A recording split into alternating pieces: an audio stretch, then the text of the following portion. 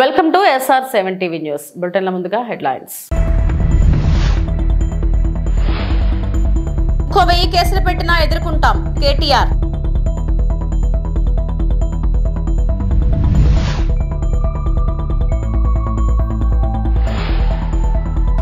తిరుపతి దుర్ఘటనకు సీఎం చంద్రబాబు నైతిక బాధ్యత వహించాలి. టీటీడీ మాజీ చైర్మన్ భూమన కరుణాకర్ రెడ్డి స్పష్టీకరణ. తిరుపతిలో వైకుంఠ ద్వార దర్శనం టోకెన్ల జారీ కేంద్రాల వద్ద జరిగిన తొక్కిసలాటలో 6గురు దుర్మరణం, పలువురు క్షతగాత్రులైన దుర్ఘటనకు సీఎం చంద్రబాబు నైతిక బాధ్యత వహించాలని, ఆ మరణాలు ఖచ్చితంగా ప్రభుత్వ హత్యలే అని వైఎస్ఆర్సీపీ తిరుపతి జిల్లా అధ్యక్షుడు టీటీడీ మాజీ చైర్మన్ భూమన కరుణాకర్ రెడ్డి స్పష్టం చేశారు. శ్రీవారి సేవలో భక్తులకు సదుపాయాలు కల్పించాల్సిన అన్ని వ్యవస్థలు చంద్రబాబు సేవలో తరలించడం వల్లే ఈ దుర్ఘటన జరిగిందని ఆయన తేల్చి చెప్పారు. బాధ్యత రహితంగా వ్యవహరించిన ఈవో శ్యామలరావును బదిలీ చేయాలని, TTD additional EO Venkaiah Chowdary, Tirupati ఎస్పీని వెంటనే సస్పెండ్ చేయాలని, ఈ ఘటనకు బాధ్యులైన ప్రతి ఒక్కరిపైన చర్య తీసుకోవాలని డిమాండ్ చేశారు. దుర్ఘటనలో మరణించిన వారి కుటుంబాలకు ₹1 కోటి చొప్పున, క్షతగాత్రులకు 20 లక్షల చొప్పున పరిహారం చెల్లించాలని కోరారు. గురువారం తిరుపతిలోని క్యాంప్ కార్యాలయంలో భూమన కరుణాకర్ రెడ్డి మీడియాతో మాట్లాడారు. నట్టుగా ఈ ప్రభుత్వం చేపట్టినటువంటి చర్య వలన జరిగింది. చంద్రబాబు నాయుడు గారు ఆర్భాటం ఎక్కువ, ఆచరణ తక్కువ. ప్రతి క్షణము నేను ఈ రాష్ట్ర బాగోగుల కోసమనే పనిచేస్తున్నాను అని చెప్పుకునేటువంటి వ్యక్తి ఆచరణలో తన స్వార్థానికి, అధికారాన్ని, రాజకీయాన్ని వాడుకోవటమే తప్ప ఏ రకంగా ప్రజల ప్రయోజనాలను కాపాడుదాము అన్నటువంటి ఆలోచన ఆయనకు ఉండదు అనని ఇప్పటి వరకు ఆయన పరిపాలించిన కాలమంతా కూడా ఇది రుజువు చేసింది. ఈయన హయాంలోనే గతంలో గోదావరి పుష్కరాలలో దాదాపు 30 మందికి పైగా ఈయన ప్రచార ఆర్భాటం వలన తొక్కిసలాటలో చనిపోయినారు, కేవలం ప్రచారం కోసమని. ఈరోజు వైకుంఠ ఏకాదశిని పురస్కరించుకొని మేము తిరుమలకు అద్భుతమైనటువంటి ఏర్పాట్లు చేస్తున్నాము అని నెల రోజులుగా ఓదర కొట్టినటువంటి వాళ్ళు, రివ్యూ మీటింగులు, వరుస మీటింగులు జరిపినటువంటి వాళ్ల ఫలితం 6 మంది భక్తుల మృతి, దాదాపు 40 మంది ఆసుపత్రి పాలవటము.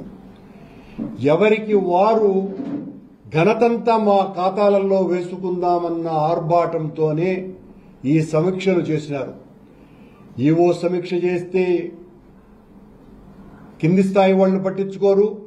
ఆయన ఒక సమీక్ష చేస్తాడు, చైర్మన్ ఒక సమీక్ష చేస్తాడు. ఆ చైర్మన్ సమీక్షకు జేఈఓ కూడా వెళ్ళడు.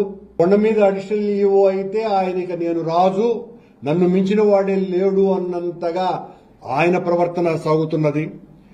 పని చేసేవారు ఇంత చేస్తే పని చేసేవారు తగ్గిపోయినారు, పర్యవేక్షకులు జాస్తి అయిపోయినారు.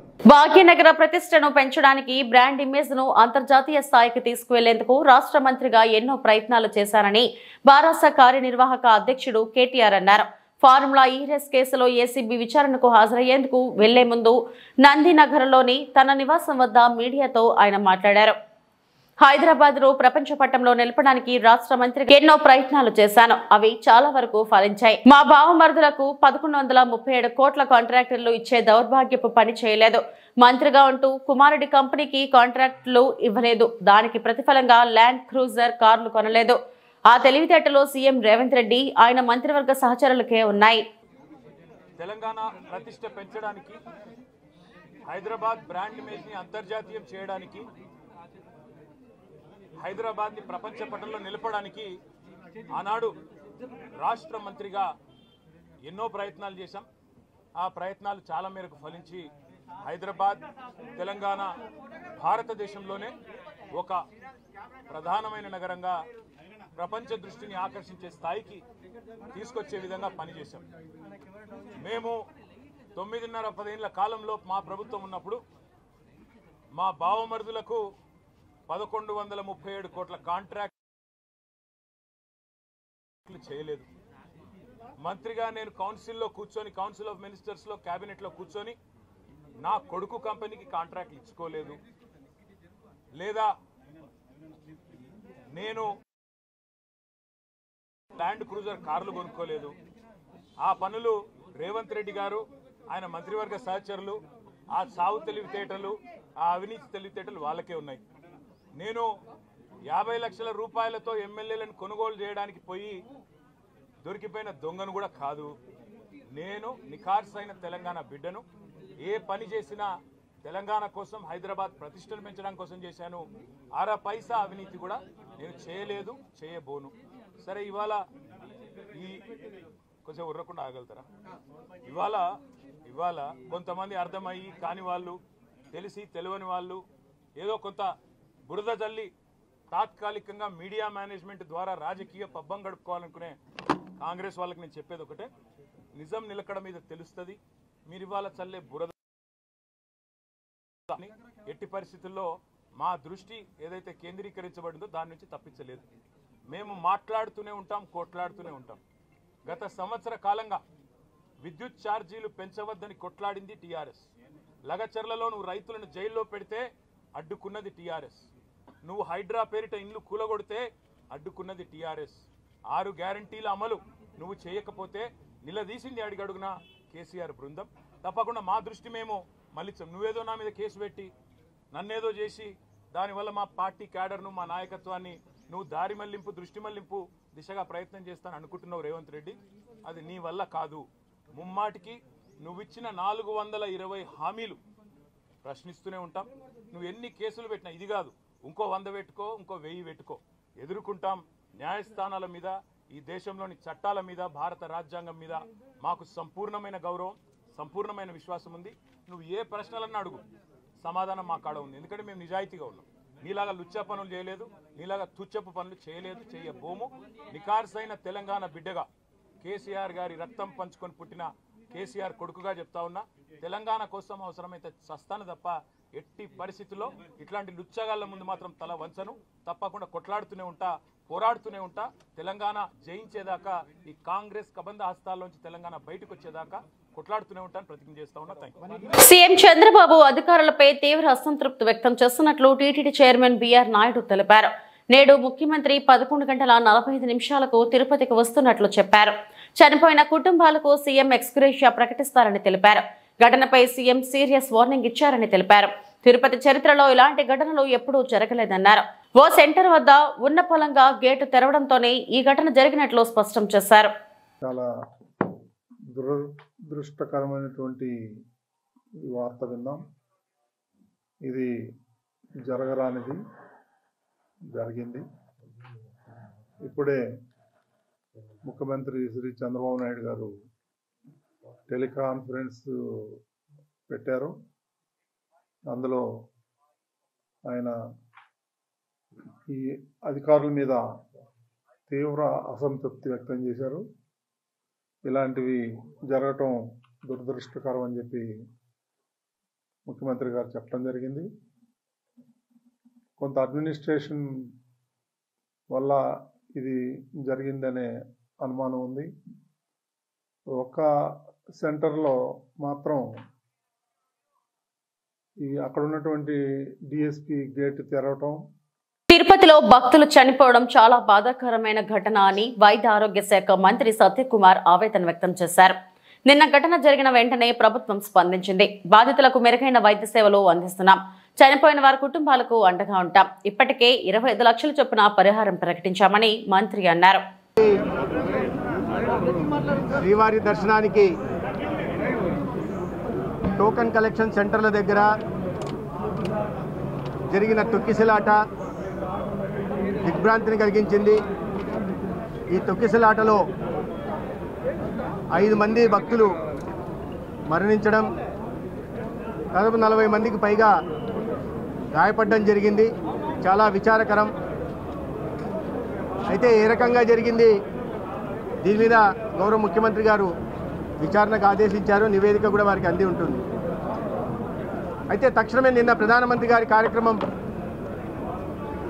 మంత్రివర్గ సభ్యులందరూ కూడా విశాఖపట్నంలో ఉండడం, ఈ విషయం తెలుస్తూనే తక్షణమే తిరుపతికి వెళ్లాల్సిన గౌరవ ముఖ్యమంత్రి గారు ఆదేశించారు.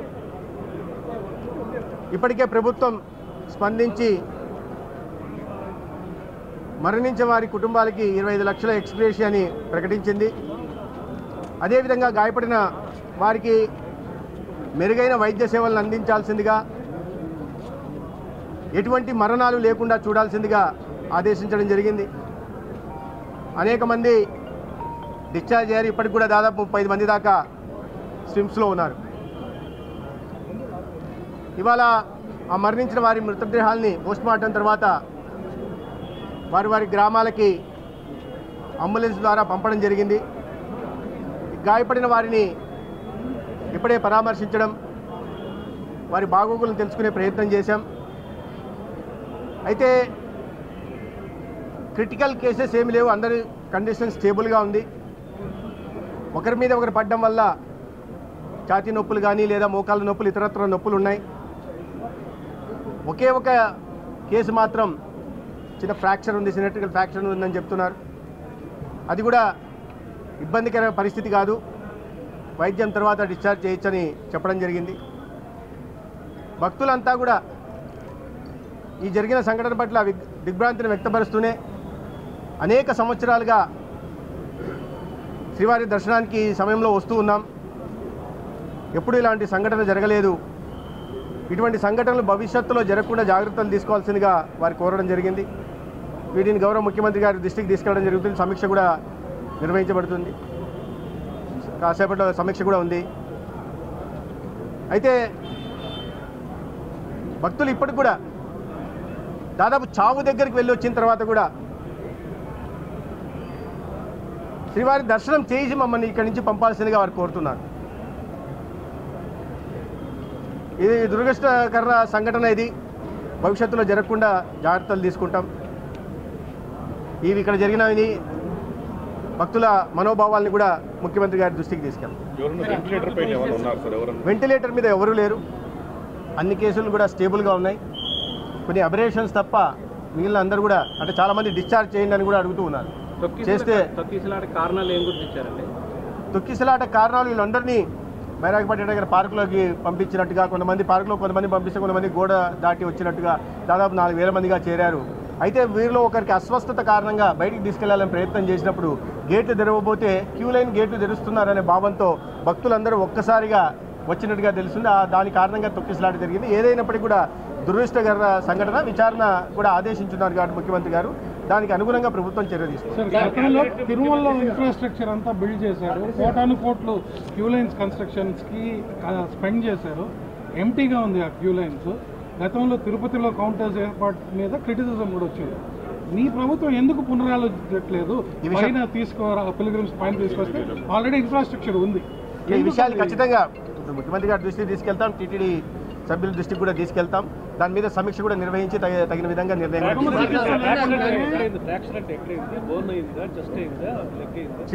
అనకాపల్లి జిల్లా చోడవరం పట్టణంలో భారీగా గంజాయి పట్టివేత. పుష్ప మూవీ రేంజ్ లో ట్రాక్టర్ అడుగున గంజాయి పైన ఇసుకతో పెద్దబయలు నుంచి సుమారు 200 కేజీల గంజాయిని తరలిస్తుండగా ముందస్తు సమాచారం తెలుసుకున్న చోడవరం పోలీసులు వారు కాంప్లెక్స్ సమీపంలో ట్రాక్టర్ పట్టుకుని సీజ్ చేశారు. నిందితులు త్రిమూర్తులు చిన్నారావును ఇద్దరిని అదుపులోకి తీసుకుని మిగతా వారి కోసం గాలిస్తున్నారు. పూర్తి వివరాలు తెలియాల్సి ఉంది.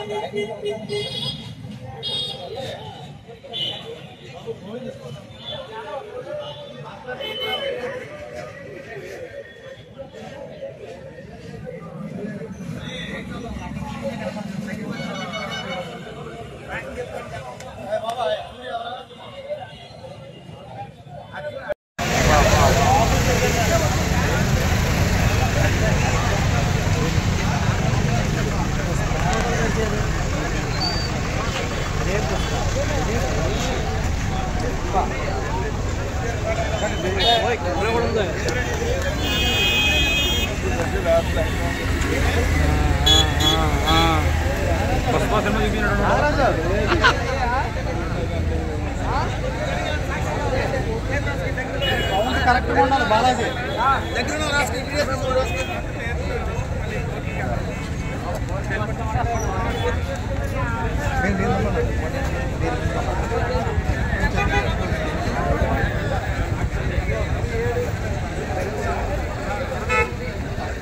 నెల్లూరు జిల్లా పొదలకూరు ప్రత్యేక గ్రీవెన్స్ కు పోటెత్తిన అర్జీదారుడు 180% భూ ఆక్రమణలు రీసర్వే తప్పిదాలపైనే వైసీపీ హయాంలో అడ్డు అదుపు లేకుండా భూ అక్రమాలు ప్రజల నుంచి అర్జీలు స్వీకరించిన సర్వేపల్లి ఎమ్మెల్యే సోమిరెడ్డి చంద్రమోహన్ రెడ్డి నెల్లూరు ఆర్డీఓ నాగా అనుష ప్రతి అర్జీని నిశితంగా పరిశీలించిన అనంతపురం ఆన్లైన్లో నమోదు సమస్యలను సకాలంలో పరిష్కరించాలని అధికారులకు సోమిరెడ్డి పిలుపు గిరిజనులతో పాటు ఎస్సీ బీసీల్లో ఇప్పటికీ ఆధార్ కార్డులు లేని వారిని గుర్తించి సంక్షేమ పథకాలు అందేలా చూడాలని సచివాలయ ఉద్యోగులకు సూచన.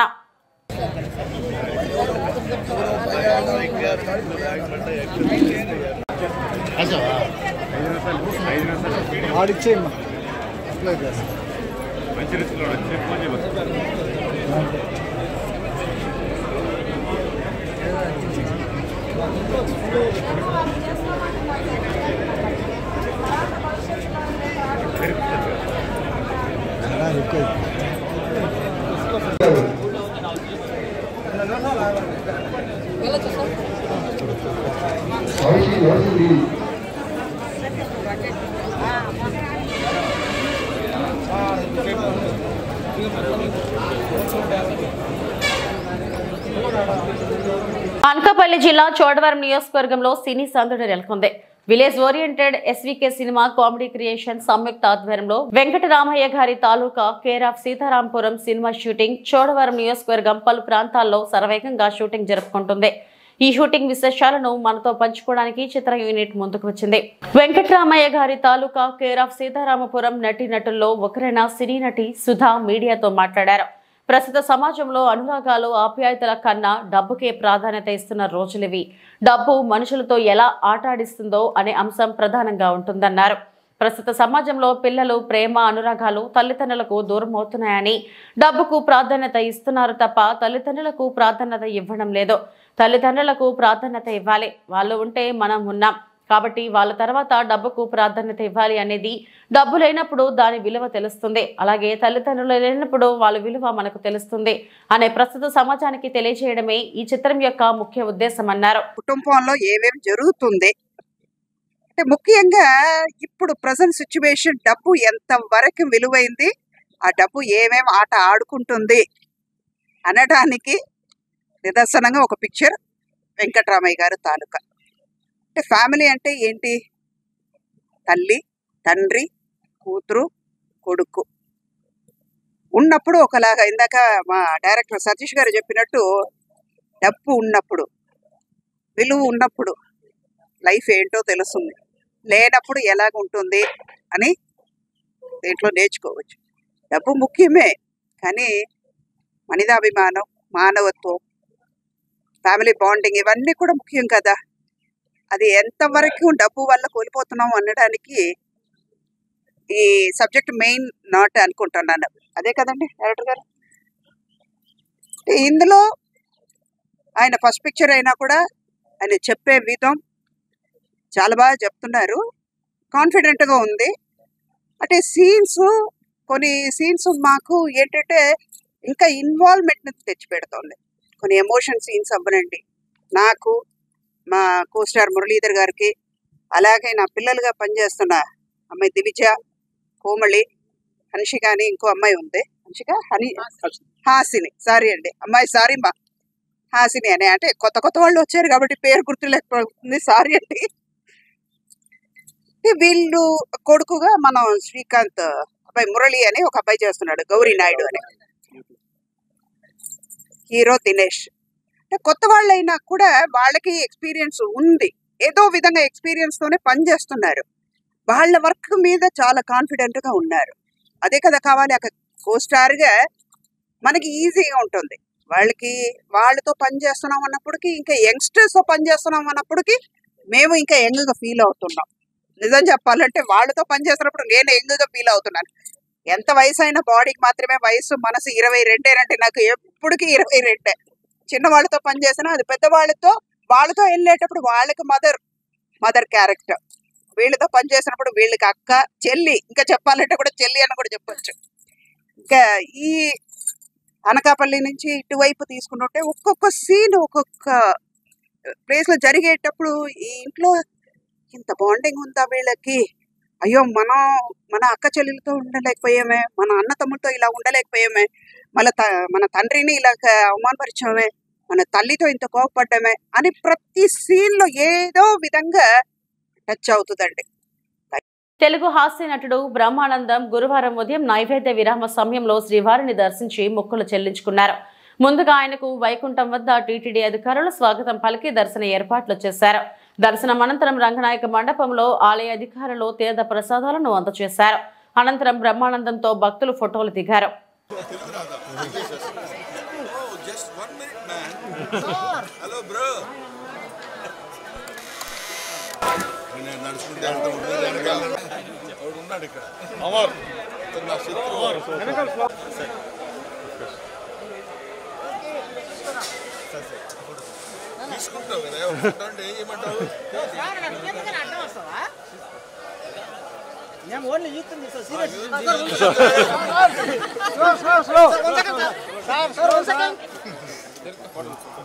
నువ్వు నన్ను వస్తున్నావు ముందుకు పో.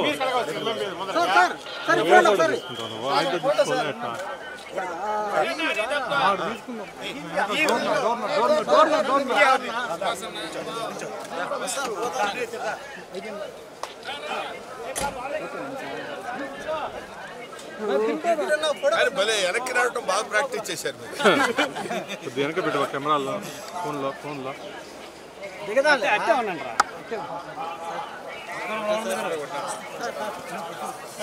పట్టుకో.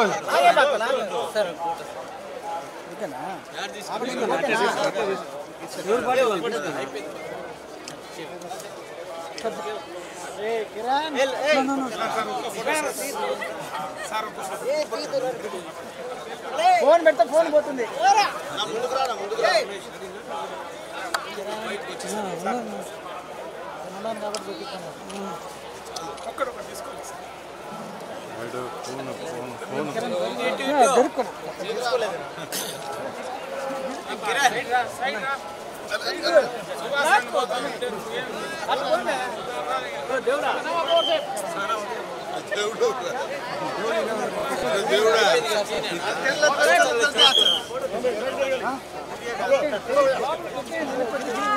నేను అర్థమా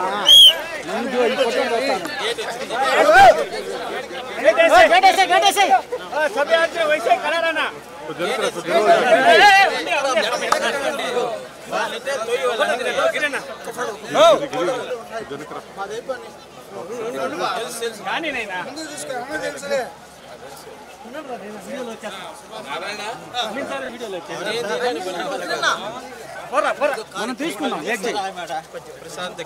సుభాష్ అన్న Janaka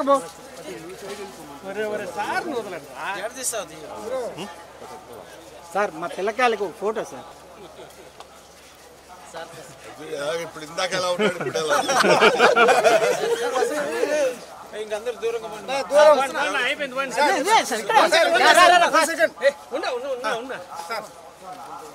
okay by by by by తీసా గ్రూప్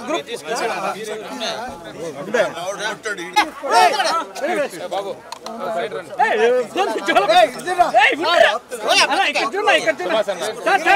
గిరి sir చేయదే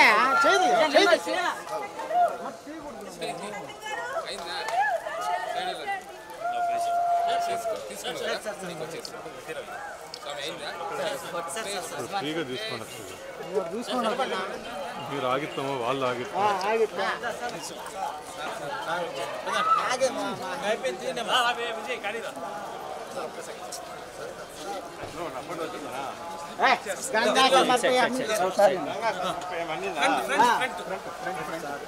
sir good night sir.